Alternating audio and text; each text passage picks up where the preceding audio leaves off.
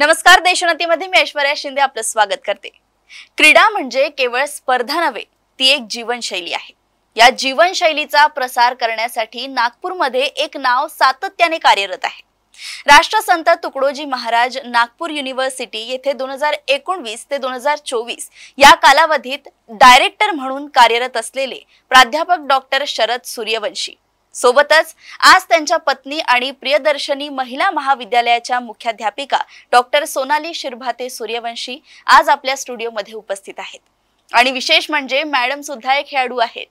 शेकडो खेळाडूंना त्यांच्या प्रेरणादायी प्रवासाने दिशा मिळाली आहे। आज या दाम्पत्याच्या याच प्रवासाची एक झलक आपण बघणार आहोत आजच्या या विशेष संवादाच्या माध्यमातून। नमस्कार, तुम्हा दोघांचं खूप खूप स्वागत आहे आमच्या स्टुडिओमध्ये। माझा पहिला प्रश्न तुम्हाला आहे सर की तुमच्या या क्रीडा क्षेत्राची सुरुवात कशी झाली? खरं तर अगदी शालेय जीवनापासून मी खेळायला सुरुवात केली। खरं तर सुरुवातीला ॲमेच्युअर्स लेवलवर खेळायचं। नागपूरला यायच्या आधी आम्ही आमगाव गोंदिया या इकडच्या भागात राहत होतो। तर मी जेव्हा शाळेत शिकत होतो तेव्हा अतिशय अशक्त असा विद्यार्थी आणि ज्याला सगळे लोक मारायचे असा सगळा विद्यार्थी होतो। आमचे तिकडे शिक्षक होते, ते मी 5वी 6वीत असेल साधारणतः। तर ते काय करायचे की जेव्हा आपण असा वर्ग राहायचा शालेय शिक्षणाचा खेळण्याचा वगैरे, तर त्या काळात कुस्ती खूप पॉप्युलर ना। तर आमच्या शाळेमधला जो पहिलवान राहायचा त्याला ते बोलवायचे, माझ्यासोबत कुस्ती लावायचे। तर मला ते खूप अपमानजनक वाटत होतं। पण आता ते शिक्षकच ना, की त्यांचा उद्देश मात्र वेगळा होता। त्यांना मला डॉमिनेट नव्हतं करायचं असं आता मला वाटतं ॲज अ डायरेक्टर स्पोर्ट्स म्हणून तुमच्याशी बोलताना। पण त्या काळात म्हणजे तेव्हा असं वाटायचं की किती म्हणजे याच्यापेक्षा अपमानजनक काय होऊ शकतं की लोक तो पटकत आहे आपल्याला, आपल्याला सगळे हसत आहेत। पण पुढे मग आम्ही नागपुरात आलो आणि नागपुरात शालेय जीवनात म्हणजे हायस्कूलला असताना NCC मध्ये जॉईन झालो। मग NCC मध्ये झालो की थोडासा हुरूप आला, माझी परेड वगैरे खूप चांगली होती त्याच्यामुळे हुरूप आला। आणि तेव्हा आम्हाला तिकडे क्रॉस कंट्री पण करायला लावायचे, धावायला लावायचे। तर ते आमचे जे ऑफिसर होते NCCचे, ते रोज धावायला लावायचे सारखं अंतर आणि ते करा। आणि मग मी इकडनं म्हणजे रिपब्लिक डे परेड जे असतात ना त्याच्यासाठी सिलेक्शन्स होतं। तर पहिला कॅम्प नांदेडला होता, तिकडे गेलो तर नांदेडच्या कॅम्पमध्ये माझी परेड एकदम बेस्ट, 7-8 दिवसाचा कॅम्प होता काहीतरी, एकदम मस्त परेड होती। आणि मला वाटलं की परेड म्हणजे नुसतं ते परेडला चालायसाठी परेड पाहिजे असेल, पण त्यांच्या मागची भूमिका धावायला लावायची याच्या मागची होती की यांच्याजवळ एवढा इंड्युरन्स असायला पाहिजे। इतकं जर आपल्याला किलोमीटर चालायचे आहेत आणि त्या सगळ्या IT मध्ये त्या सगळ्या ड्रेससह, तर तो इंड्युरन्स असावा म्हणून ते क्रॉस कंट्री ते कंपल्सरी होतं। आणि तिकडे असं होतं की क्रॉस कंट्रीमध्ये जो टॉपमोस्ट असतील आहे पहिले 50 किंवा जे काही 30 त्यांचा क्रायटेरिया असेल तेच लोक पुढे जातील, 30 काहीतरी जाणार होते कॉन्टिजेंटली, तर तेवढे लोक पुढे जातील पुढच्या कॅम्पसाठी असं तिथनं होतं। तर नेमकं त्या कॅम्पमध्ये मी 84 85 86 असा लागायचं। तर 3 दिवस आमची ट्रायल झाली सगळ्यांची आणि त्याच्यातनं जे नकली लोक होते म्हणजे जे धावण्यामध्ये वीक होते त्या लोकांना बाहेर काढण्याने वापस पाठवून दिलं। तर दुसरा मोठा अपमान झाला माझा। म्हणजे मला वाटलं की हे किती इन्सल्टिंग आहे की आपण रिपब्लिक डे परेडला जाणार होतो आणि आपल्याला हाकलून दिलं कॅम्पमधनं वगैरे। मग मी इकडे आलो तेव्हा मी असेल आहे जस्ट 10वीची परीक्षा दिली होती। मग विचार केला की आपण थोडंसं कोणीतरी सांगितलं क्लबमध्ये जावं आणि मग मी इकडे क्लबमध्ये आलो। पानतावणे सर म्हणून आहेत, अविनाश पानतावणे, अरुंधती पानतावणेचे वडील, ते आमचे कॉलेजला हे होते शारीरिक शिक्षण विभागाचे प्रमुख। तर मग त्यांच्याकडे गेलो आणि मग पुढे मग नायडू सर वगैरे आमचे कोच मिळाले, पर्सनल कोच। पण सुरुवात माझी तिथनं झाली। 11वीला येता येता मी स्पोर्ट्समध्ये आलो आणि मग ठरवलं की ज्या क्रॉस कंट्रीमुळे आपल्याला इतकी इन्सल्ट मिळाली त्याच क्रॉस कंट्रीला आपण आता करिअर बनवायचं। आणि मग मी long distance running cross country हे केलं आणि 1987 साली मी भारताचं प्रतिनिधित्व करण्याची संधी मला मिळाली। वर्ल्ड क्रॉस कंट्री चॅम्पियनशिपमध्ये मी भारताचं प्रतिनिधित्व केलं होतं, नॅशनल चॅम्पियन झालो होतो। ऑल इंडिया युनिव्हर्सिटीला माझा गोल्ड मेडल होतं विथ नवीन मीट रेकॉर्ड। असं सगळं झालं नंतर तर मी एकदम अशक्त असणारा माणूस आणि आत्ता माझा कार्यकाळ तुम्ही जसा उल्लेख केला तर शारीरिक शिक्षणाचा क्रीडा संचालक म्हणून विद्यापीठात काम करायची संधी मला मिळाली। तर मला स्पोर्ट्सनी अतिशय वीक माणूस इथपर्यंत आणून ठेवला, हा माझा जर्नी। जसं मी म्हणाले की प्रेरणादायी प्रवास आहे तो खरंच प्रेरणादायी आहे आणि तुमच्या म्हणण्यावरून तर आता ही म्हण मला खरीच ठरते असं वाटतंय की अपयश ही यशाची पहिली पायरी असते. तुम्हाला जी इन्सल्ट फील झाली त्याच्यामुळेच तुम्ही आज पुढे आला आहात. आणि सर मला आता सांगा की या सगळ्या जर्नीमध्ये आपल्याला कोणी ना कोणी गुरु हवाच असतो. बरोबर आहे. कारण तुम्ही कितीही मेहनत करा पण ती दिशा दाखवणारा एक कोणी ना कोणी आपल्याला गुरु हवाच असतो. तर तुम्हाला कोणी मदत केली? सुरुवातीला पहिले तर आई बाबाच. कारण की बाबा आम्हाला धावायला घेऊन जायचे. आम्ही आमगावला राहायचं, गोंदियापासून पुढे आहे ते गाव, तर तिकडे आम्हाला ते रोज धावायला घेऊन जायचे. म्हणजे असंच आम्ही वीक असल्यामुळे वगैरे असेल कदाचित किंवा हे थोडंसं धावून बिवून व्यवस्थित होतील. तिथनं सुरुवात झाली. नंतर मी नागपुरात जेव्हा आलो तेव्हा उमेश नायडू म्हणून आता आंतरराष्ट्रीय कोच आहेत ते, अर्थात मी त्यांचा पहिला विद्यार्थी जो आंतरराष्ट्रीय खेळाडू झालो. तर त्यांनी मला भरपूर वेळ दिला. त्यांनी मला हे केलं, म्हणजे ग्रूमिंग माझं ॲज अ ॲथलीट त्यांनी केलं. पण मैदानावर आणलं ते प्राध्यापक अविनाश पानतावणे सरांनी. ते आमच्या VMV कॉलेजचे शारीरिक शिक्षणाचे प्रमुख पण होते. मग त्यांच्यामुळे त्यांच्या क्लबमुळे मी ह्याच्यात आलो ॲथलेटिक्समध्ये. आणि मग पुढे प्रशासनामध्ये या खेळांच्या क्षेत्रात काम करायला मला डॉक्टर धनंजय वेळुकर सर, माझे आधी जे संचालक होते, त्यांचं मला मार्गदर्शन मिळालं. आता त्या सगळ्यांच्या सोबत मी आता आहे आणि आता तुम्ही लोकांना मार्गदर्शन करताय. मॅडम आता तुमच्याकडे वळते मी. तुम्ही आपल्या प्रवासाबद्दल प्लीज सांगा. मी अमरावतीची आणि अमरावतीला HVPM मंडळ, हनुमान व्यायाम प्रसारक मंडळ आहे. तिथे माझी खरी म्हणजे स्पोर्ट्सची खेळाची सुरुवात तिथून झाली. आणि आमच्या शाळेमध्ये आमचा ग्रुप होता. तर त्याच ग्रुपमध्ये आम्ही सगळ्यांनी मिळून ॲट ए टाइम जस्ट 5-6 जणी होतो आम्ही मैत्रिणी. म्हणजे 5वी-6वीपासनं तर आम्ही जिम्नॅस्टिक हा खेळ खेळायला सुरुवात केली. आणि त्या खेळामध्ये असं झालं की नुकताच हनुमान व्यायाम प्रसारक मंडळामध्ये जिम्नॅस्टिक हॉल तयार झाला होता विथ फुल इक्विपमेंट. सगळे म्हणजे आंतरराष्ट्रीय स्तराचे साहित्य तिथे उपलब्ध होते. आणि ती आमची पहिली बॅच की जिम्नॅस्टिक तिथून सुरू झालं HVPM मंडळमध्ये. तर त्याच्यानंतर मग हळूहळू खेळाची तिथूनच आवड सुरुवात झाली. आणि आमचा तो ग्रुप होता, तर त्या ग्रुपमध्येच मग आम्ही स्पर्धा खेळायला लागलो. राज्यस्तरीय स्पर्धेपर्यंत जात गेलो. अशी ती सुरुवात झाली. आणि मग त्याच्यानंतर जिम्नॅस्टिक आम्ही जेव्हा खेळत होतो तेव्हा फक्त राष्ट्रीय स्तरापर्यंतच्या स्पर्धा होत्या. इंटर कॉलेजिएट म्हणा किंवा ऑल इंडिया वगैरे तेव्हा होत नव्हतं म्हणजे जिम्नॅस्टिक या खेळाचं. तर थोडासा तिथपर्यंतचा तो प्रवास राहिला. आणि त्यानंतर मग जिम्नॅस्टिक खेळाचे जजिंग वगैरे मग त्या एक्झाम्स पास करत गेली. मग थोडंसं तिकडे वळली. आणि त्याच्यानंतर मग योगा हा असा एक खेळ होता की जिम्नॅस्टिकला पूरक, म्हणजे एक तिची फ्लेक्झिबिलिटी जी ऑलरेडी डेव्हलप झालेली होती ती योगासनामध्ये कामी आली. आणि सोबतच माझा केन मलखांब, रोप मलखांब, तेव्हा आमच्या वेळेस केन मलखांब होता, रोप नव्हता. म्हणजे बेताचा जो मलखांब म्हणतात ना तो होता. तर तो पण आम्ही करायचा. कारण की HVPM म्हणजे असं खजिना आहे खेळाचा. म्हणजे पूर्ण विदर्भात काय, महाराष्ट्रात काय, भारतात सुद्धा त्याचं नाव तेव्हाच्या वेळेस नावाजलेलं होतं. तर तिथून ती खरी खेळाची सुरुवात झाली. मग तिथेच माझं BPEd PG वगैरे सगळं तिथेच झालं. आणि जेव्हा मी रोप मलखांब, बेताचा मलखांब करायची त्याच वेळेस माझी NCC मध्ये ज्युनियर विंगला आणि सिनियर विंगला दोन्ही वेळा रिपब्लिक डे परेडसाठी सिलेक्शन झालं. म्हणजे हो म्हणजे मी ज्युनियर विंग मध्ये पण RD परेड केलं, सिनियर विंग मध्ये पण केलं. आणि ज्युनियर विंग मध्ये पण मी prime minister rally, prime minister lunch हे पण म्हणजे मी खरं म्हणजे त्या वेळाने मी लकी समजते की नंतर मी राजीव गांधींसोबत पण डिनर लंचला ते पण हे केलं. राष्ट्रपती वगैरे म्हणजे सगळ्या अपॉर्च्युनिटीज ज्या आहेत त्या NCC मुळे जास्त चांगल्या मिळाल्या. आता सर मला एक प्रश्न विचारायचा आहे, थोडा मजेशीर प्रश्न आहे. तुम्ही दोघेही खेळाडू आहात, पण तुम्ही दोघं एकमेकांना कुठे भेटले? अगदी सांगायचं म्हणजे, खरंच सांगायचं म्हणजे, आपलं जे ऑफिस आहे आता याच्यासमोर रेस्टॉरंट स्टेडियम आहे, तिथे आमचं आधी कॉलेज होतं.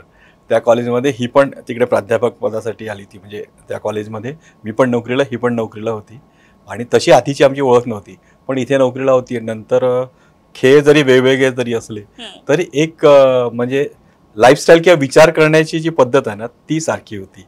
आणि दुसरा आत्ताच हिने उल्लेख केल्याप्रमाणे एनसीसी ती 2दा रिपब्लिक डे परेड तिने अटेंड केलं होतं आणि माझं ते सुटलं होतं, तर इनडायरेक्टली ते पूर्ण झालंच असं झालं. बरोबर आहे. आणि याच्यात एक अजून मजेदार किस्सा सांगायचा म्हणजे लग्नाच्या वेळेस जेव्हा होतं तर मी बाबांना म्हटलं की बाबा असं असं आहे आणि ही मुलगी, तर ते म्हणे नको आपण बघू अजून हे वगैरे. तर बाबा थोडंसं असं एकदम डायरेक्टली हो म्हणायला तयार नव्हते, पण नंतर मी बाबाला हिचा एनसीसीचा फोटो दाखवला आणि सी सर्ट झाली आणि 2दा आरडी झाली आहे, बाबा लगेच हो म्हणाले.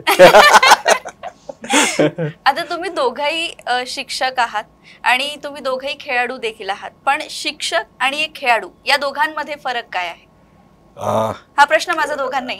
खरं तर असं आहे की खेळाडू म्हणून राहणं खूप सोपं आहे नाही का, खेळाडू म्हणून जगणं सोपं आहे, पण शिक्षक म्हणून जगणं ना खरंच कठीण आहे. म्हणजे आता आम्हाला असं वाटतं की आपण त्या खेळाडू असताना शिक्षकांशी कसं बोललो, की आपल्याला एखाद्या वेळेस वाटायचं की आपला कोच काय आपल्याला म्हणजे रॉंग ट्रीटमेंट करतो आहे, रागवतो आहे, किंवा आपल्याला आता रेस्ट पाहिजे आहे पण ते नाही म्हणत आहेत, किंवा नाही तुला अजून म्हणजे आमचे रिपिटेशन्स असतात धावण्यामध्ये, तर आत्ता फुल एक्झॉस्ट झालेलो आहे आणि ते परत परत रिपिटेशन्स. त्यांना कळत नाही का माझे पल्स रेट बघत आहेत ते, आणि कळत नाही का त्यांना की ते मला अजून म्हणतात की 2 रिपिटेशन्स बाकी आहेत. खरं तर ते मला कम्फर्ट झोनमधनं बाहेर काढत होते नाही का, ती मानसिकता होती. आता आम्ही त्या भूमिकेत आहे, तर विद्यार्थ्यांच्या भूमिकेतनं जेव्हा शिक्षकाच्या भूमिकेत होतो तर जबाबदारीची जाणीव होती, आणि खेळाडू म्हणून असेल तर आता जबाबदारी जाणीव. म्हणजे आता स्पर्धेच्या आधी माझा खेळाडू काय विचार करत असेल हे मला कळतं. मग मी त्याच्याशी बोलताना, वाक्य बोलताना, त्याच्याशी बॉडी लँग्वेज ठेवताना मी त्या पद्धतीने ठेवतो की तो मोटिवेट होत राहील. समजा तो जिंकला तर काही विषय नाही, पण हारला तर त्याला कसं सांभाळून घ्यायचं हे मी खेळाडू होतो, त्याच्यामुळे मला माहिती आहे की तेव्हा मानसिकता काय असते आणि कोणत्या शब्दांची गरज असते, तर ते शब्द वापरून आपण त्यांना मोटिवेट करतो. आणि दुसरं, खेळाडू म्हणून आपण फक्त आपली काळजी घेतो, शिक्षक म्हणून जेव्हा आपण बघतो ना की त्यांच्या घरच्यांची पण घ्यायला होतं की हा हारला तर त्यांच्या घरच्यावर परिणाम होतो, त्याच्या मित्रांवर, बाकीच्यांवर, त्याच्या शाळेच्यावर, कारण की ते सगळे सपोर्ट सिस्टीम मधला भाग आहे. आणि जिंकला तर त्या सगळ्यांना आनंद होतो, तर त्यांना पण सांभाळायचं, त्यांना पण बघायचं. आणि त्यात महिला खेळाडू असेल तर अजून जास्त सगळी चिंता असते. तर या सगळ्या गोष्टी आहेत त्याच्यात. मॅडम तुम्ही काय सांगा? मला असं म्हणायचं आहे की जेव्हा ॲज अ खेळाडू म्हणून मी जेव्हा होती तो फेज, आणि त्याच्यानंतर मी आता समजा प्राचार्य असेल किंवा मी प्राध्यापक किंवा ज्या काही मी भूमिकेतनं गेलेली असेल, तर त्या भूमिका मी जेव्हा वठवते तेव्हा मला म्हणजे सगळ्यांना सांभाळायचं असतं, किंवा सगळ्या, जसं मी आता मुलींच्या कॉलेजमध्ये आहे तर मला सगळ्या मुलींना सांभाळायचं असतं, सगळ्या मुलींना एक पाठिंबा द्यायचा असतो. मग तो पाठिंबा देताना मला सगळ्या गोष्टींनी तिच्याकडे बघायचं असतं.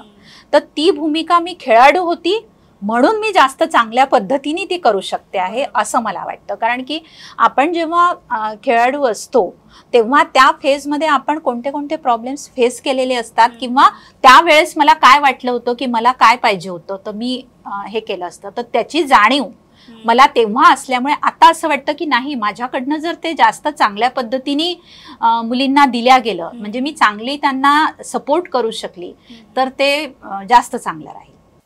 आता नागपूरमध्ये किंवा नागपूरच्या आजूबाजूला जे गाव आहेत किंवा जिल्हे आहेत छोटे छोटे, तर त्या सगळ्या जिल्ह्यांमध्ये, गावांमध्ये खेळाडूंची आता स्थिती काय आहे?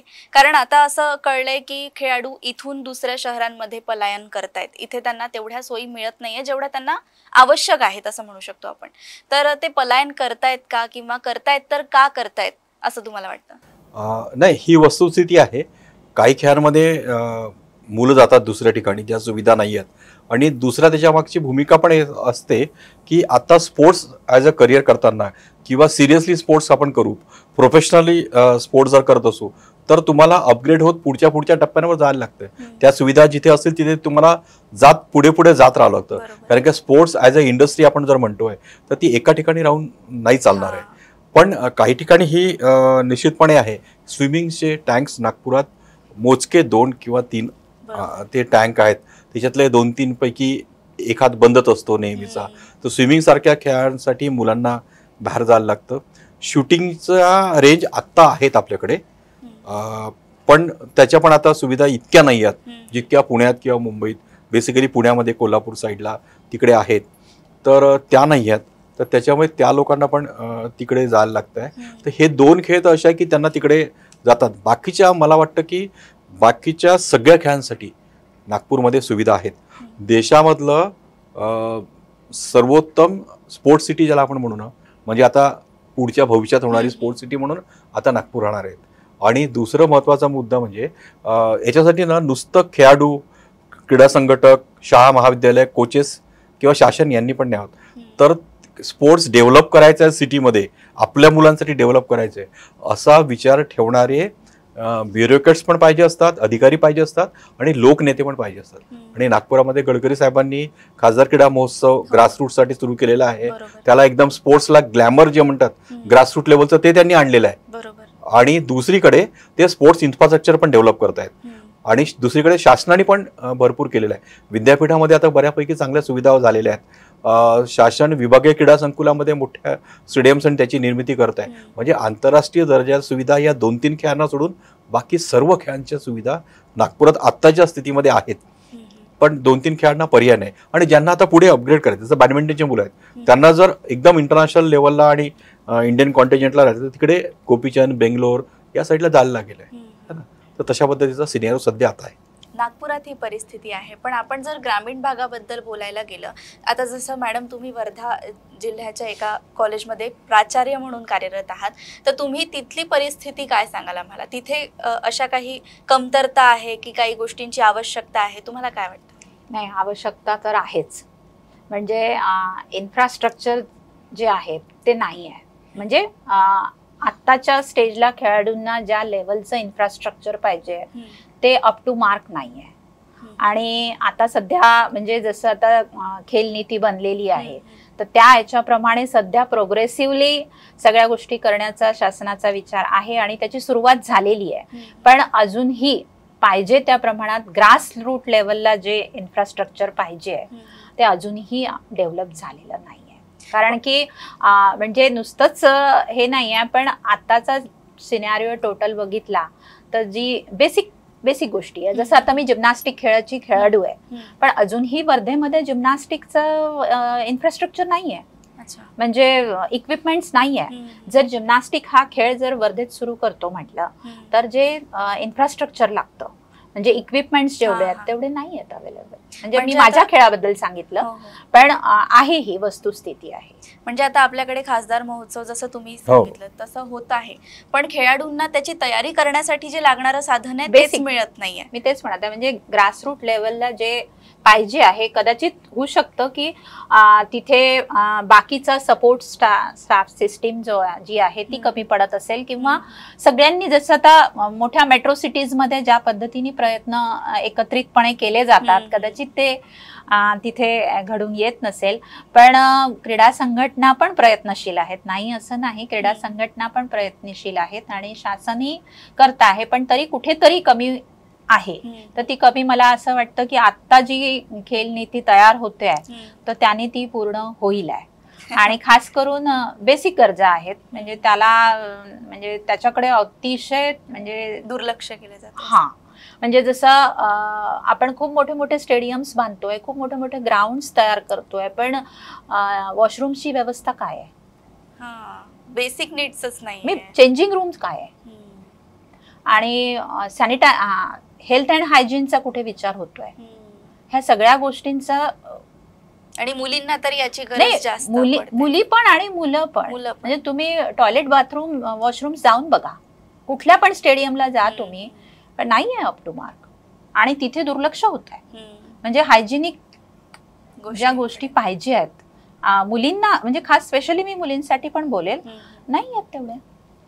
म्हणजे अडचणीचा भाग आहे हा, तर त्याच्याकडे पण लक्ष दिल्या गेलं पाहिजे की नुसतं बाह्य दिखावा ठेवून नाही होणार. ह्या बेसिक ज्या गोष्टी आहेत त्याला लक्ष देणं गरजेचं आहे. बरोबर.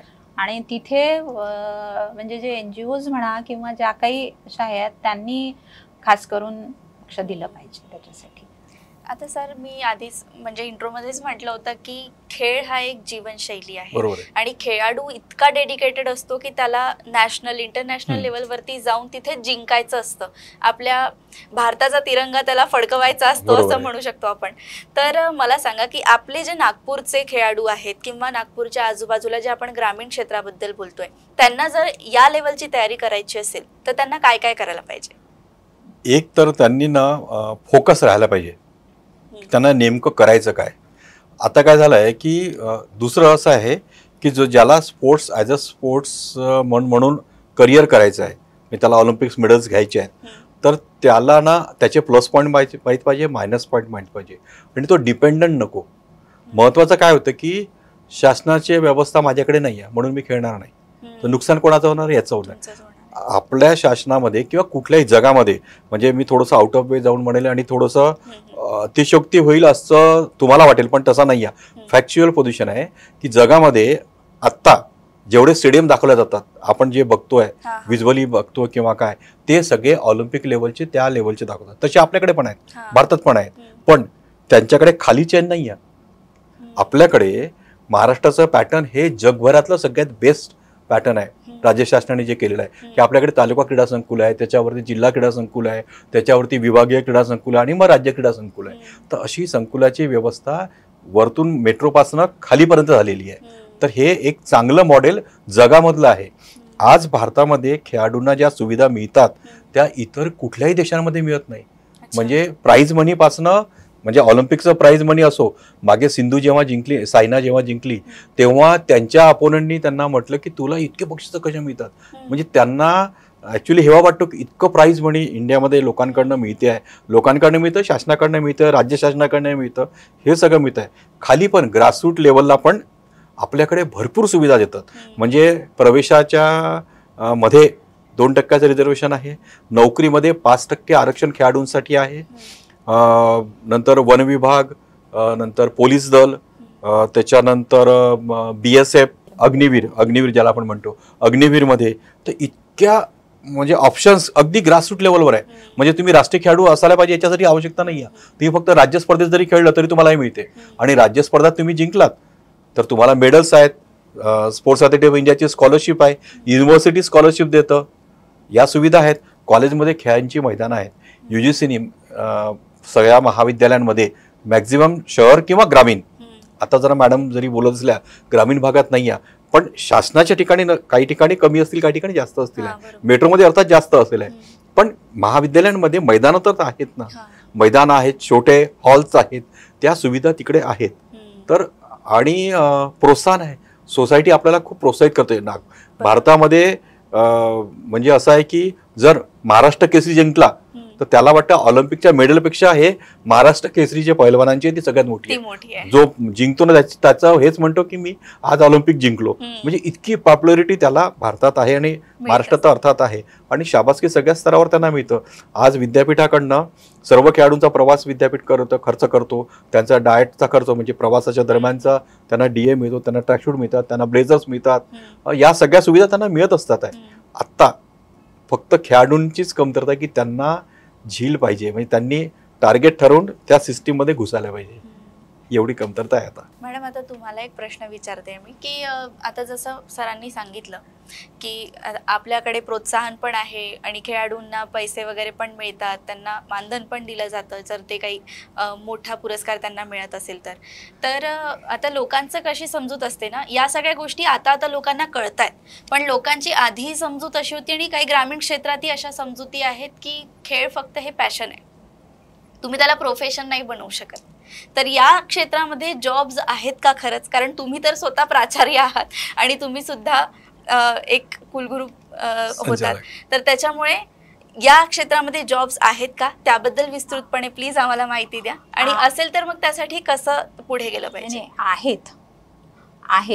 आता नवीन राष्ट्रीय शैक्षणिक धोरण जे आलेलं आहे त्या धोरणाची कन्सेप्टच अशी आहे की असा त्यांना शिक्षित विद्यार्थी किंवा युवक घडवायचा आहे की जो म्हणजे त्याचं समजा ग्रॅज्युएशन झालं तर तो लागलीच त्याच्या पायावर उभा राहू शकेल किंवा अर्निंग सोर्सेस त्याचे तयार झाले पाहिजे.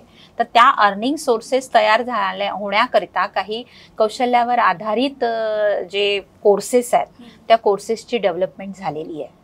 आणि ऑन जॉब ट्रेनिंग हे पण आलेलं आहे. त्याच्यानंतर इंटर्नशिप हे सगळे प्रकार आलेले आहेत. आणि खेळामध्ये पण जे सपोर्ट स्टाफ सिस्टीम जी लागते, म्हणजे जसं फिजिओथेरपिस्ट आहे, स्पोर्ट्स डायटिशियन आहे, न्यूट्रिशनिस्ट आहे, त्याच्यानंतर स्पोर्ट्स गुड्स डेव्हलपमेंट आहेत, त्याच्यानंतर स्पोर्ट्स इव्हेंट मॅनेजमेंट आहे, अशासारखे खूप सारे कोर्सेस आहेत. फक्त ते कोर्सेस प्रॉपर वे अजून आपल्याकडे म्हणजे काही प्रमाणात मेट्रो सिटीजमध्ये मोठ्या मोठ्या बेंगलोर म्हणा, मुंबईमध्ये वगैरे सुरू झालेले आहेत, पण इकडे अजून ते झिरपायचे आहेत. आणि झिरपण्यासाठी पण त्या लेवलचं विद्यार्थ्यांची जी माइंडसेट आहे तो अद्याप तयार व्हायचा आहे. जर तो तयार झाला तर निश्चितच, म्हणजे जसं आपण म्हणतो की आत्ताचा करोना नंतरचा जो पिरियड आहे त्या पिरियडपासनं खेळाडू म्हणा किंवा विद्यार्थी, कारण की खेळाडू हा विद्यार्थी पण असतोच, तर सोबत त्याला ते दोन्ही करायचं आहे. तर ते करत असताना कुठेतरी त्याचं झील कमी पडत आहे किंवा कुठेतरी तो त्या लेवलनी विचार करत नाही आहे असं वाटतं आहे. तर जॉब अपॉर्च्युनिटीज निश्चित तयार होतील आणि त्या आपल्याला तयार कराव्या लागतील. म्हणजे स्पोर्ट्समध्ये जे बाकीचे लोक आता आहेत त्यांना आता खालच्या जी अपकमिंग जनरेशन आहे त्या अपकमिंग जनरेशनला ते सगळं दाखवावं लागेल, पटवून द्यावं लागेल, दाखवावं लागेल, त्यांची जनजागृती करावी लागेल की तुम्हाला पण या म्हणजे खेळत असतानाच खेळाडूचं जे ठराविक एक पीक पिरियड असतो किंवा ठराविक पिरियड नंतर तो त्याचा खेळ थांबवतो किंवा त्याची एक लेवल लिमिट असते. तर त्या लिमिट नंतर त्याला असा प्रश्न पडायला नको की मी पुढे काय करेल, म्हणजे माझं पोटापाण्याचं काय आहे, बरोबर है ना, म्हणजे कशावर मी माझं हे करेल. तर त्याच्यासाठी त्यांनी त्यालाच धरून जर हे कोर्सेस जर केले तर निश्चितच काहीतरी त्याच्यातनं चांगलं निघेल, मार्ग निघू शकतो. कारण की खेळाडू असं असतो की पूर्ण आपलं जीवन म्हणा, आपली ती एज जी असते ज्याच्यामध्ये लोक न्यूज आपलं जॉब्स वगैरे शोधतात, तर त्यामध्ये तो पूर्ण आपलं जीवन खेळाडूला खेळाला समर्पित करून पुष्कळसे आहेत. पण ज्याच्यापासून अजून म्हणजे अवेअरनेस जो आहे तो वाढवावा लागेल आणि तितपत खरंच काहीतरी त्याच्यातनं मिळतं हे पण त्याची जाणीव पण त्यांना झाली किंवा ऍक्च्युअली, नाहीतर मग असं होतं ना किंवा नुसतं सांगायच्या गोष्टी आहेत त्या ऍक्च्युअली होतं का तसं. पण जर तुमच्यामध्ये क्वालिटी असेल तर निश्चित मिळेल. कारण की आता क्वालिटी बेस्ड सगळं राहणार आहे. म्हणजे नुसतं तुम्ही बेस्ट नाही, म्हणजे तुम्ही नुसती त्याची डिग्री घेतली आणि जर तुम्हाला एखाद्या याच्याकडे पाठवलं, फॉर एक्झाम्पल मी देईल तुम्हाला, आता योगाचं कल्चर खूप वाढलेलं आहे आणि yoga trainer, fitness trainer, personal trainer आहेत ना, तर पर्सनल योगा ट्रेनर म्हणून पुष्कळ जण जातात. बरोबर. पण त्या लेवल पर्यंत तुम्हाला तुमचं नॉलेज पाहिजे, तुम्हाला तसं आलं पाहिजे. खेळाडूला खेळतानाचं स्वतःचं पर्सनल वेगळं, पण तुला जर दुसऱ्या व्यक्तीचं फिटनेस घ्यायचं आहे किंवा दुसऱ्या व्यक्ती म्हणजे एका याचं तुला योगाभ्यास करवून घ्यायचा आहे, तर तू कशा पद्धतीने करून घेतला पाहिजे त्याच्यासाठी तुला तितकं नॉलेज गेन करणं गरजेचं आहे. हा, तर त्या टाईपचं ट्रेनिंग त्यांनी घेतलं पाहिजे. आता यालाच एक अनुसरून एक प्रश्न आहे, जसं मॅडमनी म्हटलं की फिजिओलॉजिस्ट झाले किंवा प्रमुख कोच झाले, या पद्धतीच्या आपण कोर्सेस केले पाहिजे, पण आपल्याकडे ते अवेलेबल नाहीये. हे मॅडमनी आता सांगितलं की नागपूर सारख्या सिटीमध्ये म्हणा किंवा आजूबाजूला असे लोक आहेत नाहीत. तर यावर तुमचं काय मत आहे? नाही, माझं म्हणणं कसं आहे की जर आपल्याला शिकायचं तुम्हाला तिकडे जायला लागेल आहे. आपल्याकडे आणि विशेषतः खास करून आपल्याकडे म्हणजे महाराष्ट्रात आणि त्यातल्या त्यात विदर्भामध्ये थोडंसं असं आहे की मी जरा आईजवळच राहतो, बाबांजवळच राहतो, तो आपला कम्फर्ट झोन सोडायला तयार नसतो. म्हणजे आम्ही एखाद्या खेळाडूला, भंडाऱ्याच्या खेळाडूला म्हटलं की तुला आता सिंथेटिक ट्रॅकवर प्रॅक्टिस करायची, तुझ्या जिल्ह्यामध्ये नाही आहे आणि तू आता राष्ट्रीय स्पर्धेत आलाय, तुला तिकडे मेडल घ्यायचं आहे, तर तुला नागपुरात सिंथेटिक ट्रॅकवर येऊन प्रॅक्टिस करायला लागेल आहे. तर तो म्हणतो की नाही, हे पॉसिबल नाही आहे, जेव्हा की त्यांची आर्थिक स्थिती आहे. आपण त्याच मुलाला, ज्याच्याबद्दल मी बोलतोय, त्याच मुलाच्या कॉलेजच्या ॲडमिशनची फीस प्रोफेशनल कोर्सची इंजिनिअरिंग कॉलेजची 1.5 2 लाख रुपये ते भरतात. हो. त्यांच्यासाठी मोटर बाईक घेऊन देतात. शाळेत कॉलेजमध्ये जायचं आहे म्हणून त्यानुसार त्याला क्लास लावून देतात. त्याच्या त्या नीट काय ती एक्झाम एंट्रन्स एक्झामसाठी त्यांनी क्लासेस लावून दिले. ते तिकडे करू शकतात कारण की त्यांना माहिती आहे की ते करिअर आहे म्हणून ते करतात. पण तेव्हा तो थोडंसं वेगळं म्हणतो की मला स्पोर्ट्समध्ये करिअर करायचं आहे किंवा हे आणि ते मी दोन्ही सांभाळतो. तेव्हा नेमके त्यांचे पॅरेंट्स याच्यासाठी त्यांची आर्थिक तरतूद मोकळी सोडत नाहीत किंवा मग त्याला इकडे यायला लागेल किंवा मुलाला यावं लागेल आहे. त्याला इकडे येऊन पुढे शिकायला लागेल. इथून नाही झालं तर पुढे दिल्लीत जायला लागेल आहे, बेंगलोरला जावं लागेल आहे, त्या सर्किटमध्ये जावं लागेल आहे. तर ते पुढे त्यांनी जायला पाहिजे. कोर्सेसचा विषय आहे तर आपण घराजवळची शाळा निवडत नाही कधी पालक काय करतो की आपल्या मुलाला टाकायसाठी म्हणजे गावामधली सगळ्यात बेस्ट शाळा निवडतो. थोडेसे सज्ञान पालक असेल तर त्या एरियातली सगळ्यात बेस्ट किंवा जिल्ह्यातली बेस्ट शाळा निवडतो तिथे पाठवतो. मग तसंच खेळाचं पण आहे. जर सुविधा त्यांच्या घराजवळ नसतील त्यांच्या गावात नसतील तर बाजूच्या गावात जायलाच लागेल आहे. ते करायला पाहिजे. तिथे आपण थांबतोय, तिथे थोडंसं लॅकून आहे. आता या गरजांबद्दल आपण बोलतोच आहे तर मला तुम्हाला विचारायचं आहे मॅडम की तुम्ही एका गर्ल्स कॉलेजच्या प्राचार्य आहात तर तुम्ही मुलींचे प्रॉब्लेम्स जे आहेत ते जवळून बघू शकता किंवा तुम्ही सुद्धा खेळाडू आहात तर तुम्ही ते जाणवू पण शकता. तर मुलींना जसं मेन्स्ट्रुअल सायकल असते तर मला हे जाणून घ्यायची खूप उत्सुकता आहे की मुली ते सगळं कसं बॅलेन्स करतात किंवा धावपळीचं जीवन असतं खेळाडूचं तर साधारण जीवनातच मुलींना इतका त्रास होतो तर खेळाडूंसाठी त्याच्यासाठी काय एक उपाय असू शकतो? उपाय असा मी म्हणेल की आता याच प्रश्नाला अनुसरून मी सांगेल की मी UGCचा मायनर रिसर्च प्रोजेक्ट केला होता. तर तो विषय मी हाच घेतला होता की मेन्स्ट्रुअल डिस्कम्फर्ट. तर योगाभ्यासाने त्या मेन्स्ट्रुअल डिस्कम्फर्टवर तुम्ही कसं ओव्हरकम करू शकाल. तर याकरिता मी ॲडोलसंट गर्ल्सची निवड केलेली होती आणि त्यांच्यावर मी तो स्टडी केला होता. तर मी अशाच मुली निवडल्या होत्या की ज्यांना आहे तो मेन्स्ट्रुअल डिस्कम्फर्ट आहे. तर त्यांना मी ट्रेनिंग दिलं आणि त्याच्यानंतर काही दिवसांनी त्याच्यात अशा पण मुली होत्या की ज्यांना रेग्युलर मेन्स्ट्रुएशन येत नव्हतं. तर त्यांना ते रेग्युलर यायला लागलं आणि अजूनही तो जो अवेअरनेस आहे तो इंटेरियरला म्हणजे आपण म्हणू ग्रामीण भागामध्ये म्हणा किंवा ज्या मुली थोड्याशा खेडेगावातल्या आहे तिथे नाही आहे. आणि जर नाही आहे तर फक्त मग घरी असं सांगितलं जातं नाही काही नाही होते मग बरोबर. म्हणजे एक हे वाक्य आहे म्हणजे सगळ्याच मुलींच्या तोंडून मी ऐकलं की का ग घरी सांगितलं नाही का? हो सांगितलं मॅडम. मग काय म्हटलं मग आईने नेलं का दवाखान्यात? नाही आईने म्हटलं की काय नाही ते लग्नानंतर बरोबर होते. म्हणजे तिथे ती काळजी घ्यायला पाहिजे की तुम्हाला माहिती आहे की या मुलीचं म्हणजे पिरियड 3-3 महिने 6-6 महिने येत नाहीये तर तातडीने त्याच्यावर काय आपण औषधोपचार केलेत तुम्ही. पण मग मुली हे पण मला सांगायला लागले की मॅडम आम्ही फक्त जेव्हा दवाखान्यात गेलो जेव्हा टॅबलेट्स औषधं सुरू होते आमचे तेव्हा रेग्युलराइज होते, औषधं बंद केल्यानंतर नाही. पण उपाय आहेत. जर त्यांनी रेग्युलरली प्रॉपर ट्रेनरच्या हातून जर ते सगळं कंटिन्युअसली केलं तर मेन्स्ट्रुएशन डिस्कम्फर्ट म्हणजे जर मेडिकली काही इश्यू नसेल तर रेग्युलर येतात योगाभ्यासाने. तर हे तर म्हणजे आता जसं तुम्ही सांगितलं की योगाभ्यासाने खेळाडूंना होतं तर हे नॉर्मल लाईफ मध्ये ज्या खेळाडू नाही आहेत त्या मुलांना सुद्धा होऊ शकतं. त्यांना पण मी घेतलं होतं. अच्छा. मी त्यांना पण घेतलेलं होतं की त्यांना पण हेच समजावून सांगितलं की बेटा हे असं नसतं आणि असं काही जरुरी नाहीये की सगळ्यांचंच ज्यांचं रेग्युलराइज आहे त्यांचं ठीक आहे. पण मग जर आपलं रेग्युलराइज नाही आहे तर औषधं न घेता जर आपण खेळाच्या माध्यमातून एक्सरसाइजच्या माध्यमातून जर हे रेग्युलराइज करू शकत असेल तर काय हरकत आहे है ना. आणि त्यानिमित्ताने एक आपल्याला रेग्युलर व्यायाम करायची सवय लागते. हा आणि खरं म्हणजे ती आत्ताच्या काळामध्ये रोज कंपल्सरी एक्सरसाइज झाल्याच पाहिजे असं काहीतरी म्हणजे शाळेमध्ये आहे पण ते अप टू नेहमीसाठी झालं पाहिजे. आता तसे जिमचं खूप वेळ आहे तर खेळाडूंना असं जिम वगैरे पद्धत जी आहे ती कंपल्सरी असते की ती ऑप्शनल आहे? नाही, ती तशी ऑप्शनल आहे. त्याला पर्याय दुसरे पण वर्कआउट्स आहेत पण थोडंसं ते कॅची असतं, तिथलं ॲटमॉस्फिअर कॅची असतं आणि जे ट्रेनर आहेत त्यांची पण मानसिकता तशी असते.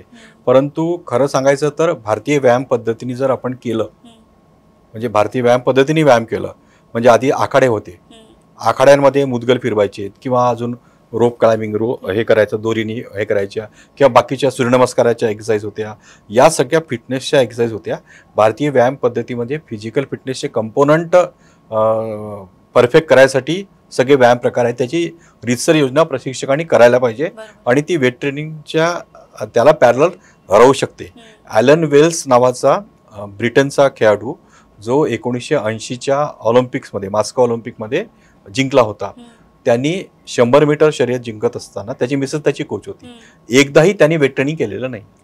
वेट ट्रेनिंग म्हणजे वजन उचलणं हा व्यायाम प्रकार नाही केला. बाकीच्या त्यांनी सगळ्या एक्सरसाइज केलेल्या आहेत. तर तो न करता सुद्धा तो ऑलिम्पिक चॅम्पियन झाला. म्हणजे तो पर्याय आहे. अर्थात तो कॅची असल्यामुळे लोकांना तिकडे वाटतं, पण भारतीय व्यायाम पद्धतीमधले जे आहेत ते प्रशिक्षकांनी आता घ्यायला सुरुवात केली.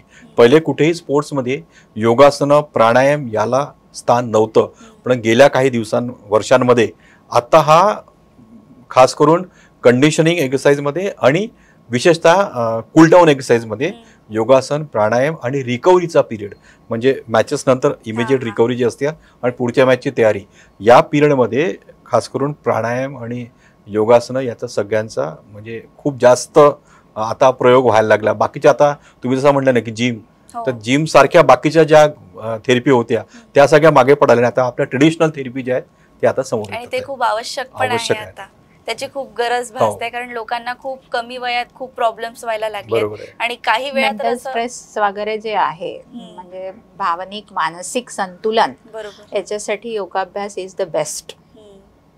आता आपण सांगितलं की खेळाडूंना खूप स्पर्धा सरकारकडून म्हणा किंवा खासगी संस्थांकडून घेतल्या जातात, पण खेळाडूंना तयारी करण्यासाठी सरकारकडून म्हणा किंवा खासगी क्षेत्राकडून काही मदत मिळते का?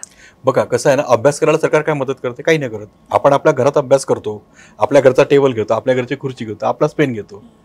तसंच खेळाच्या बाबतीत पण करायला पाहिजे. सर्व गोष्टी सरकार नाही करू शकणार. म्हणजे आपण नाही, इव्हन आता टॉपमोस्ट आपण चायना आणि अमेरिका पण म्हटलेलं आहे, तर सगळंच काही सरकार नाही करत. तुम्हाला जर सगळंच पाहिजे असेल ना, त्याची योजना आहे ना. तुम्ही क्रीडा विद्यापीठांमध्ये किंवा स्पोर्ट्स हॉस्टेल आहेत गव्हर्नमेंटचे, स्पोर्ट्स अथॉरिटी ऑफ इंडियाचे स्पोर्ट्स हॉस्टेल आहे, राज्य शासनाची महाराष्ट्राची क्रीडा प्रबोधिनी आहे, त्याच्या निवड चाचण्या होतात. निवड चाचण्या द्यायचा तुमचा सगळा खर्च शासन करतं. म्हणजे तुम्ही जे म्हणता ना की इक्विपमेंटची कमतरता आहे, पण तुम्हाला जर जिम्नॅस्टिक्सच्या मध्ये करिअर करायचं असेल तर तुम्हाला हनुमान आखाडा अमरावतीला जायला लागेल आहे, ते नागपुरात नाही आहे, मग तुम्हाला तिकडे जायला लागेल आहे. पण बॅडमिंटनच्या चांगल्या सोयी जर तुम्हाला पाहिजे असतील, प्रशिक्षक पाहिजे असेल तर तुम्हाला नागपुरात जायला लागेल आहे. आर्चरीसाठी तुम्हाला अमरावतीला जायला लागेल आहे, स्विमिंगसाठी तुम्हाला पुण्याला जायला लागेल आहे, शूटिंगसाठी अजून दुसऱ्या गावात जायला लागेल. हे सगळं करायला लागेल आहे. पण शासनाकडनं तुम्ही जसं म्हणताय की सर्व सोयींसाठी राज्य शासनाच्या क्रीडा प्रबोधिनी आहे, खेलो इंडियाचे एक्सलन्स सेंटर्स आहेत, त्याच्यानंतर स्पोर्ट्स कॉय जी आहे आर्मीची, त्यांच्या स्पोर्ट्स म्हणजे आर्मी बॉईजचं त्यांचं स्वतःचं हॉस्टेल्स आहेत. या सगळ्यांच्या ठिकाणी सर्व सोयी मिळतात. सर्व त्यांच्या खानपान, कपडे, शूजपासनं सगळा खर्च शासन करतं. तर तिथपर्यंत जायला लागेल आहे. सर्व गोष्टी काही सरकार आपल्या घरात देणार नाही, पण तिकडे जायला लागेल. भारतामध्ये मी मगाशी म्हटलं ना की भारतामध्ये जगामध्ये सगळ्यात जास्त सुविधा आपल्याकडे आता आहे.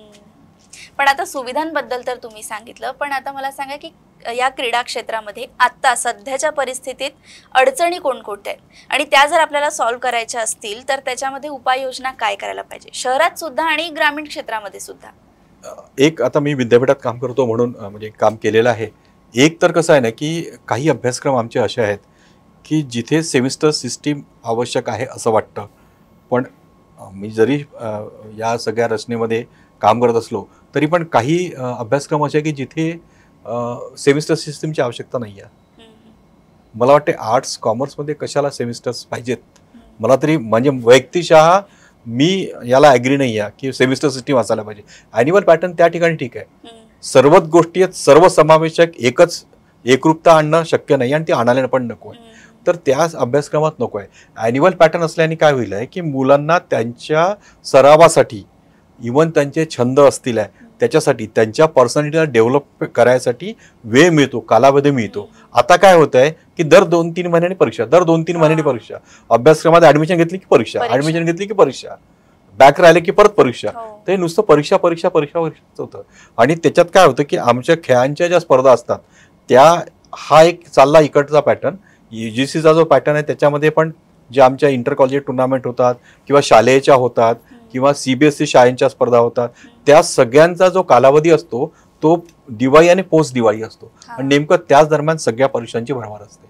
तर मुलांना इथे अडचण होते आणि मग पालकांना काय वाटते की नाहीतरी ते सेफर झोनला विचार करतात आपल्या पाल्याबाबतीत, किंवा जाऊ दे एखाद दिवस स्पर्धा गेलीच चालेल पण परीक्षा नको जायला.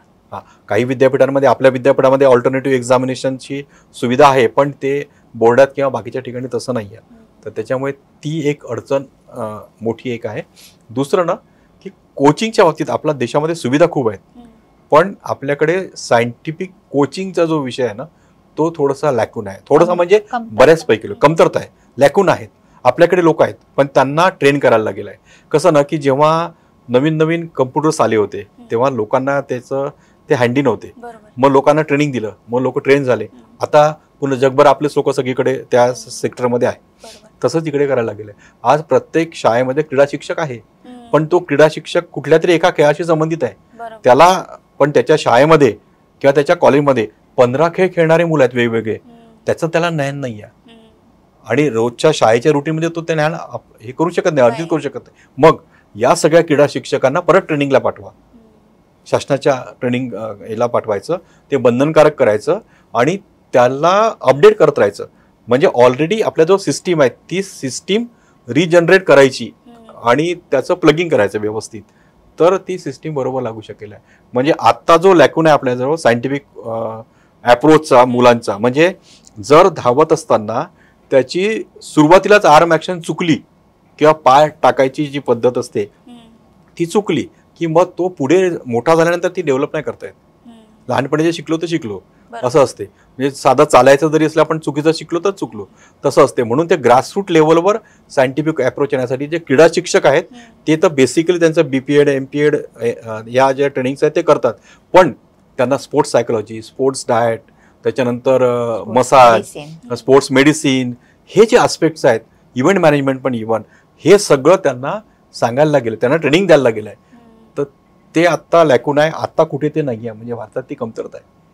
म्हणजे हा सगळ्यात मोठा मला वाटतं की आपला सध्या आताच्या स्थितीत चिंतेचा विषय आहे. मॅडम, ग्रामीण क्षेत्रामध्ये आणखी काय काय कमतरता आहेत, अडचणी आहेत? म्हणजे फक्त खेळाच्या क्षेत्रासाठी म्हणतात तर अडचणी म्हणून नाही म्हणता येणार, अडचणींवर कोपअप करणं सुरू आहे. म्हणजे बऱ्याचशा योजना आता आलेल्या आहेत. फक्त आता खेळाडूंनी त्या लेवलनी जाणं किंवा त्या विचार करणं गरजेचं आहे. आणि स्पोर्ट्स फॉर ऑल ही कन्सेप्ट पण आता सगळ्यांसाठी राबवण्यात येऊन राहिलेली आहे. तर कदाचित आता आपण म्हणूया की 2036च्या ऑलिम्पिकची जर आपण तयारी करतोय तर त्या दृष्टीने पण जनतेला म्हणा किंवा सर्व समाजाला म्हणा स्पोर्ट्स फॉर ऑल ही कन्सेप्ट रुजवावी लागेल. ग्रामीण क्षेत्रामध्ये पण त्याचं महत्त्व त्यांना पटवून द्यावं लागेल. आणि ज्या वेळेस आपण बघतो की एखाद्या ग्रामीण क्षेत्रातली मुलगी जशी UPSC होते किंवा IAS होते, तर मग त्याला अनुसरून मग बाकीचे पण नाही मोटिवेट होतात. हा, तर तसं काहीतरी ग्रामीण क्षेत्रामध्ये पण घडायला पाहिजे, म्हणजे जेणेकरून सगळे खेळाडू जे आहेत ते मोटिवेट होतील आणि त्या दृष्टीने जिद्दीने प्रयत्न करणं खरं म्हणजे पहिला तर बेसिक हेच आहे की खेळाडूंमध्ये जी झील पाहिजे खेळाप्रती ती वाढवणं गरजेचं आहे. आता काही दिवसांपहिलेच सरकारने नवीन स्पोर्ट्स पॉलिसी आणलेली आहे, तर त्यामध्ये काय काय नवीन बदल करण्यात आले आहेत किंवा काय नवीन ऍड करण्यात आलेलं आहे? मॅडमने म्हटल्याप्रमाणे स्पोर्ट्स फॉर ऑलवर त्यात भर दिलेला आहे. अच्छा. दुसरं, मग अशी मी पण बोलत होतो की या सगळ्या ट्रेनिंग सिस्टीममध्ये भारतीयत्व म्हणजे आपला इंडियन फिटनेस जी सिस्टीम आहे, म्हणजे आपण दंडबैठका मारतो, आपण सूर्यनमस्कार मारतो. आता सूर्यनमस्कारबद्दल सांगायचं म्हणजे मागच्या 3-4 महिन्याआधी वर्ल्ड हेल्थ ऑर्गनायझेशननी सर्वांग सुंदर म्हणजे सगळ्यात बेस्ट व्यायाम प्रकार कोणता आहे तर कुठल्याही जिमची ऍक्टिव्हिटी सांगितली, त्यांनी सूर्यनमस्काराला हे दिलं आहे की सूर्यनमस्कार सगळ्यात बेस्ट एक्सरसाइज आहे जी स्पोर्ट्स फॉर ऑल कन्सेप्टमध्ये म्हणजे घरातल्या म्हाताऱ्या आजोबांपासनं तर त्याच्या नातवापर्यंत सगळ्यांनी करायचं आहे, गृहिणींपासनं पुरुषांपर्यंत सगळ्यांनी करायचं आहे. आणि त्यांनी जनरल फिटनेस येतो. आणि खेळाडूंच्या अँगलनी जर म्हटलं तर त्याला पाहिजे त्या प्रमाणात तो फिटनेससाठी वापरू शकतो. जर आपण वर्कआउट नंतर सूर्यनमस्कार करतोय आणि आरामात टाकतोय म्हणजे स्लोली करतोय तर ते परफेक्ट स्ट्रेचिंग होऊन जातं. म्हणजे सूर्यनमस्कारामध्ये एक सरळ एक्सरसाइज होते, एक उलटी होते, असं उलट्या दिशेने आपण त्याचा वयवाला वाकवतो तर ते एक व्यवस्थित कूलडाऊन होऊन जातं, स्ट्रेचिंग होतं बढिया. आणि जर तुम्ही गतीने टाकलात तर ती कंडिशनिंग मध्ये येते, ती आपली पॉवर एक्सरसाइज होते. तर अशा पद्धतीने आपल्याला म्हणजे एक उदाहरण तुम्हाला दिलंय. तर भारतीय जे व्यायाम प्रकार आहेत त्याचा अंतर्भूत म्हणजे त्याला फोकस करतोय आपण. भारतीय खानपान पद्धतीला पण आपण फोकस करतोय. भारतीय रहनसहन ज्याला आपण म्हणू, आहार विहार जे योगासनामध्ये सांगतात त्या पद्धतीने भारतीय रहनसहन पद्धती म्हणजे घालायचा, कपडे घालायचा, पेहराव आपला इथला, या सगळ्या राहायची झोपायची व्यवस्था वगैरे वगैरे या सगळ्या गोष्टींचा आपण फोकस करतोय. आणि जास्तीत जास्त लोकांनी स्पोर्ट्समध्ये भाग घ्यावा. खालचा बेस जितका मोठा ना तितकं मोठं पिरॅमिड जाऊ शकतं. दहीहंडीमध्ये खाली जेवढा मोठा बेस राहील तेवढी उंच आपली दहीहंडी जाऊ शकते ना. तसंच इकडे आहे की जितके जास्त लोक येतील तिथनं मग निवडत आपल्याला ऑलिम्पिक चॅम्पियन आणता येईल. आता मी तुम्हाला हे भारतीयत्व आणि ह्या सगळ्या गोष्टी सांगितलं, याचं मूळ कारण आपण जर दुसरीकडे जर बघितलं की आज चायनाने इतकी प्रगती केली आहे, चायना मॉडर्नाइज झालाय, इक्विपमेंटच्या बाबतीत झालेला आहे, पण त्यांनी खानपान पद्धती त्यांचीच ठेवली आहे. त्यांनी दुसरी पद्धती नाही केली आहे. त्यांनी रहनसहन पद्धती त्यांचीच ठेवलेली आहे. ते आताही खाली झोपतात, खाली असं फ्लॅट याच्यावर झोपतात, ते आताही खाली बसतात. त्यांच्याकडे आताही मुलांना वेदर कंडिशननुसार त्यांचा गणवेश असतो शाळेमध्ये, ते आपल्याकडे नाही आहे. ती तो लॅकून आहे. तर ते कारण की आपल्याला इथेच सराव करायचा आणि इथून मग पुढे जायचं आहे. तर इथल्या खानपान पद्धती जिथनं आपण जन्मलो त्याच्याशी निगडीत जर आपण केलं तर जास्त आपण क्लिक करू शकतो. तर त्याच्यावर जास्त फोकस या नवीन स्पोर्ट्स पॉलिसीमध्ये केलेला आहे. दुसरं स्पोर्ट्स मार्केटिंग म्हणजे आज IPL आणि या सगळ्या लीगमुळे वगैरे त्या खेळांचा मोठा प्रचार होत आहे.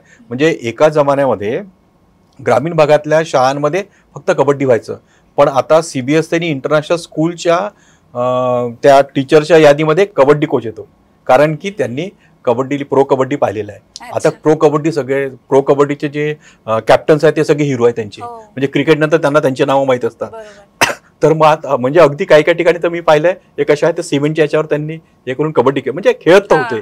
म्हणजे इतकी पॉप्युलरिटी वाढली आहे. तर ते वाढवायचं, आपल्या खेळांना, भारतीय खेळांना प्रोत्साहित करायचं. जसं मलखांब असेल आहे, कबड्डी आहे, खो खो आहे, आट्यापाट्या आहे, आणि तिकडे कॉनिंग कयाकिंग प्रकार म्हणजे नौकायनाच्या प्रकारामध्ये आपण तिकडे साऊथमध्ये बघले की ते होडींची स्पर्धा वगैरे, हे सगळे ऑलिम्पिकच्या जवळ जाणारे प्रकार आहेत. तर अशा प्रकारांना प्रोत्साहित करणं आणि त्यांना एकत्र सिस्टमाइज वेनी त्या खेळाडूंना, त्या लोकांना आणलं. एकीकडे खेळाडू म्हणतील आहे नवीन या स्पोर्ट्स पॉलिसीमध्ये खेळाडू तयार होतील, त्याच्यासोबत आपली स्पोर्ट्स इंडस्ट्री वाढवायचं. जसं आज फिल्म इंडस्ट्री वाढली आहे, त्यात सगळ्या लोकांचं कॉन्ट्रीब्युशन तसंच याच्यात पण लागलेलं आहे. आणि याच्यातनं भरपूर काय मिळत आहे पुढच्या काही काळामध्ये. जसं IT बूम खूप आलं होतं, तसं आता येणाऱ्या काळामध्ये जितकं IT वाढेल ना तितकं वेलनेस इंडस्ट्री वाढेल. म्हणजे त्याच्या तुलनेत है ना, जसं आता मॅडम म्हणत होतं की मानसिक शांती आधी एवढी आवश्यकता नव्हती, आता वाढलं, कारण की आपण तेवढं म्हणजे आता इकडचं जास्त स्ट्रेसफुल झालेलं आहे. तसंच इकडे केलं आहे की तुम्हाला आता जर स्पोर्ट्स पुढे वाढेल तर तुमचा व्यापार वाढेल, जास्तीत जास्त स्पर्धा होतील तर तिकडचे दुसऱ्या देशातले लोक आपल्या देशात येतील. किंवा आपण गावांच्या ठिकाणी पण म्हणतो तर इकडची मुलं तिकडचे इकडे येतील आहे, ट्रान्सपोर्ट वाढेल, ऑटोवाल्यांना काम मिळेल, तिथल्या हॉटेलवाल्यांना काम मिळेल, लॉजवाल्यांना काम मिळेल, तिथल्या इव्हेंटवाल्यांना काम मिळेल. हे सगळं होत राहील. कोचेसची तेवढी इन्व्हॉल्वमेंट वाढेल आहे, सपोर्ट सिस्टीम लागेल आहे. या सगळ्या याच्यामध्ये त्यांनी काय म्हटलं आहे की छोटे छोटे कोर्सेस केलेले आहेत, वेगवेगळे ट्रेनर्स ठेवलेले आहेत. म्हणजे एकाच माणसाला खूप जास्त मिळण्यापेक्षा तेच सगळ्यांनी 10 लोकांमध्ये डिवाइड होऊन प्रत्येकाच्या हाताला काम मिळेल याच्याने, या नवीन स्पोर्ट्स पॉलिसीनी.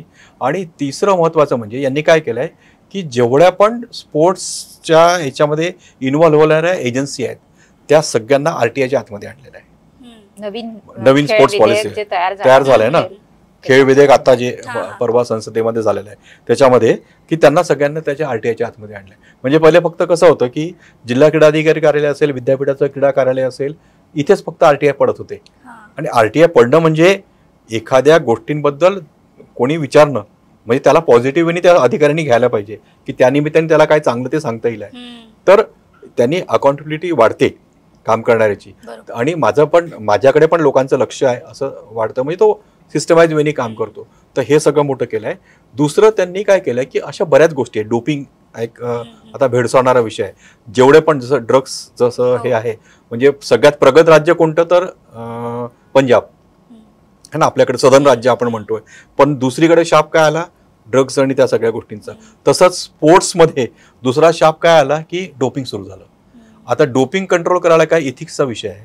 मग त्याच्यासाठी सगळं बोलणं, मुलांना कम्युनिकेट करणं, त्यांना हॅमरिंग करणं की याचे बॅड इफेक्ट्स काय आहेत वगैरे वगैरे, असं सगळं कंट्रोल करायला त्याच्यासाठी वेगवेगळ्या एजन्सी, आणि त्याच्यासाठी नेमकं दोषी कोण आहे त्याला धरणं, त्याला गुन्हेगार सिद्ध करणं.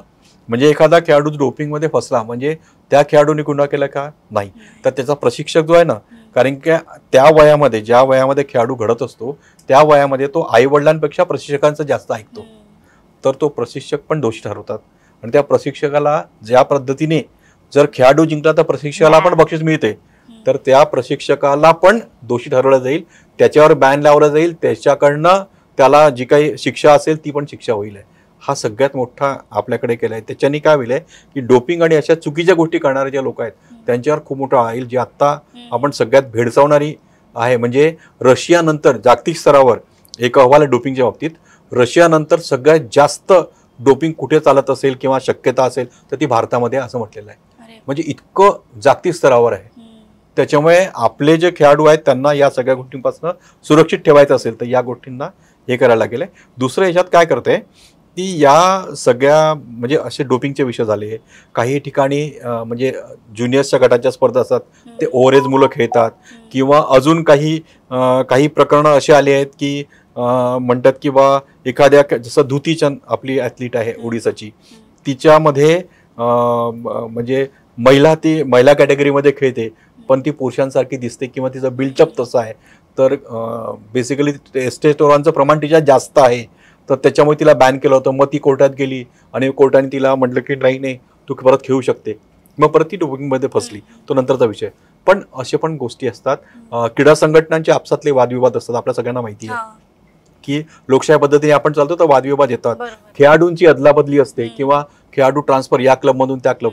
तर याच्यासाठी त्यांनी ना एक क्रीडा लवाद तयार केलाय, म्हणजे स्पोर्ट्स कोर्ट राहील आपलं, आणि त्या क्रीडा लवाद म्हणजे आपलं स्पोर्ट्स लॉ ज्याला आपण म्हणू, त्या स्पोर्ट लॉच्या अंतर्गत या सगळ्या गोष्टी सॉल्व्ह केल्या जातील. चांगले लॉज येतील. याचं प्रकरण दिल्लीचं दंगल गर्ल्स त्या रेसलर्स जे झालेलं आहे, पण ती फॅक्च्युअल आहे का, ती गोष्ट खरोखर तशी आहे का, म्हणजे मीडियामध्ये जाऊन प्रोपगंडा केलं ते खरं आहे का, मग त्याचे फॅक्ट शोधायला लागले, त्याचा तपास केला फॅक्ट फाइंडिंग करण्यासाठी. म्हणून ते पुष्कळ चांगल्या गोष्टी आता जे क्रीडा धोरण झालंय ना, खूप बारकाईने विचार केलेला आहे. आणि या क्रीडा धोरणाच्याच आताच राष्ट्रीय महिला आयोगाला एक आम्ही हे रिपोर्ट सबमिट केलेला आहे क्रीडा भारतीच्या माध्यमातून. तर त्याच्यामध्ये पण आम्ही खूप सारे सजेशन्स दिलेले आहेत. आता नुकतंच 2 महिने आधी दिल्लीला त्याचं पब्लिकेशन झालं.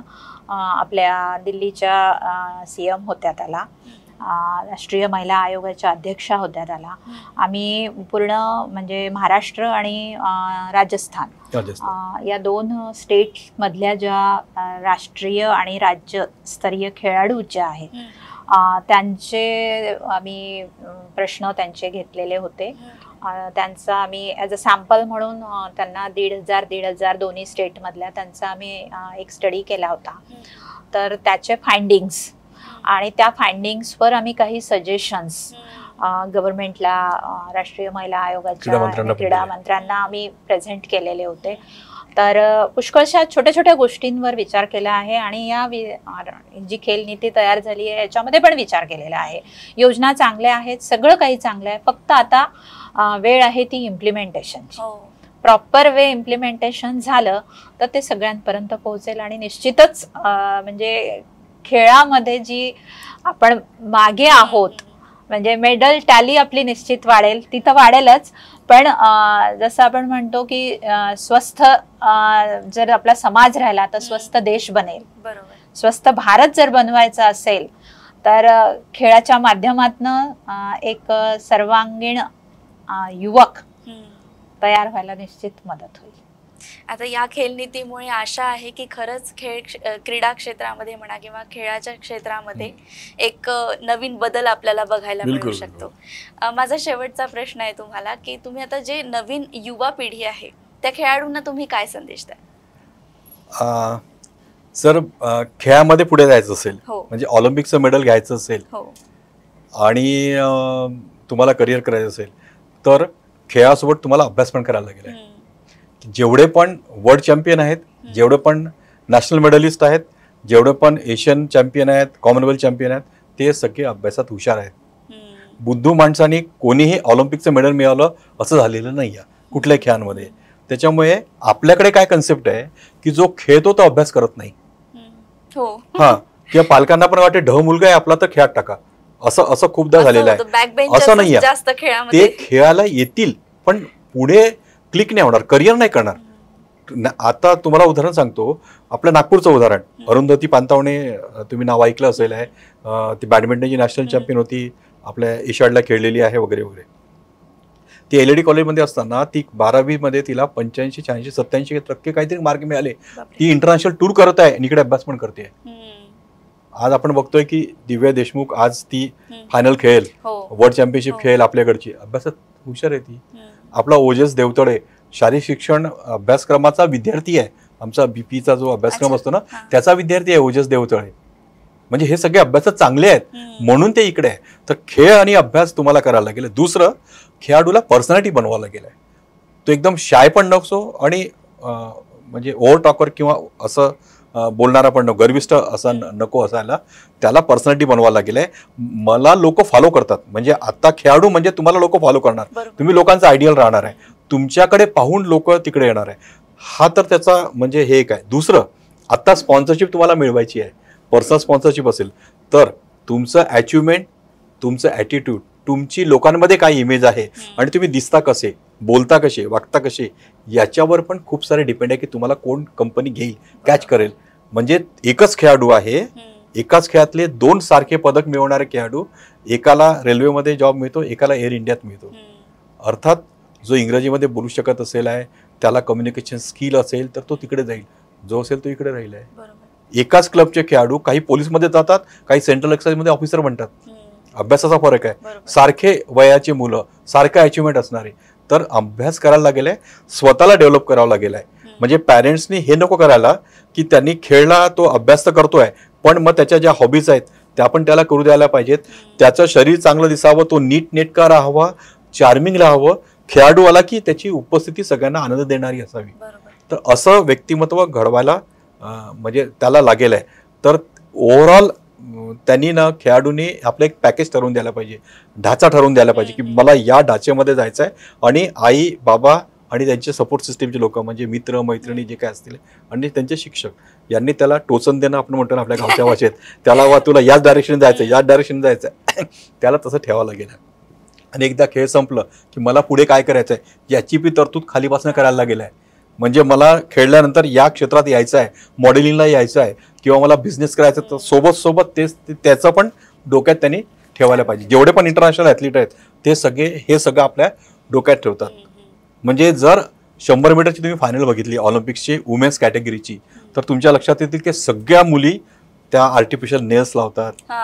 म्हणजे त्या तर किती काय, म्हणजे आफ्रिकन कंट्रीतल्या अर्ध्या तर तशाच असतात, तर त्यांचे ते केस आणि म्हणजे ते स्वतःला असं हे ग्लॅमराईज करतात नाही का. म्हणजे त्यांच्या देशाची ती म्हणजे मुद्दामून कॅमेरासमोर उभं राहताना ते आपली देशाची बॅच दाखवतील नाही का, आपल्या देशाचा कलर दाखवतील मुद्दामून. हे जे स्पिरिट आहे ना हे आपल्याला करता यायला पाहिजे. तर ते सगळं खेळाडूंनी शिकायला पाहिजे. म्हणून सतत शिकण्याच्या भूमिकेत खेळाडूंनी असावं, नवीन नवीन शिकत जायचं आणि अपयशाला यशाची पायरी समजायचं. त्या पुढच्या टप्प्याला आपण जात राहायला पाहिजे. हो, तुम्ही काय सांगाल मॅडम? मी असं म्हणेल की म्हणजे खेळाडूंनी पहिली गोष्ट म्हणजे तर फोकस्ड राहायलाच पाहिजे. कारण की बरेचदा जर त्याला त्याचं हायर अचिव्हमेंट घ्यायचं आहे तर त्याला काही म्हणजे जे सभोवतालचे जे क्षण आहेत काही, म्हणजे घरचे काही प्रोग्राम्स म्हणा किंवा लग्न समारंभ म्हणा किंवा इकडे जाऊ दे तिकडे जाऊ दे, हे सगळं बंद करावं लागेल.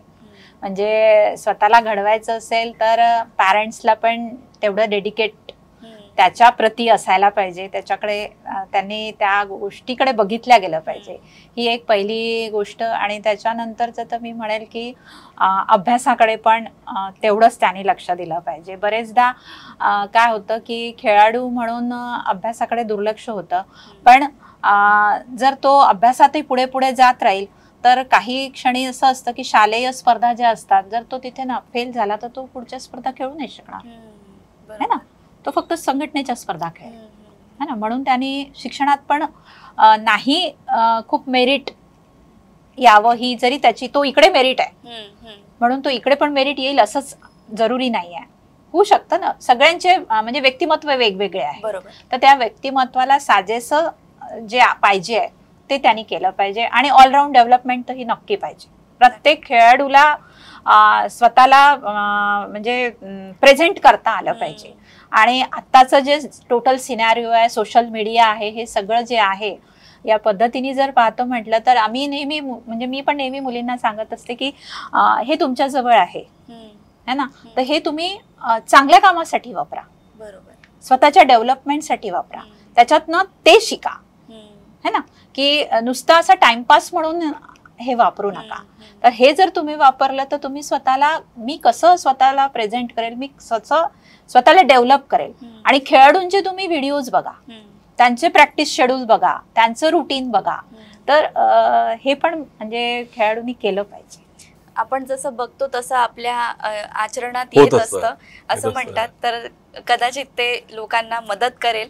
आणि खूप खूप धन्यवाद सर आणि मॅडम, तुम्ही इथे आलात, आपल्या वेळात वेळ काढून इथे आलात आणि आमच्यासोबत छान छान गप्पा मारल्या. खूप खूप धन्यवाद. धन्यवाद. डॉक्टर शरद सूर्यवंशी आणि डॉक्टर सोनांदी शिरभाते सूर्यवंशी यांच्याशी झालेल्या या संवादातून क्रीडा क्षेत्रातील त्यांची समर्पित कार्यपद्धती, खेळाडूंप्रती असलेली बांधिलकी आणि आगामी योजनांचा स्पष्ट दृष्टिकोन आपल्याला समजलाय. त्यांच्या अनुभवातून आणि विचारातून अनेक नवोदित खेळाडूंना निश्चितच प्रेरणा मिळेल. आपल्याकडून अशीच सकारात्मक ऊर्जा आणि दिशा मिळत राहू, हीच तुम्हाला शुभेच्छा. भेटूया नवीन पाहुण्यांसह. तोपर्यंत बघत राहा देशोन्नती. नमस्कार.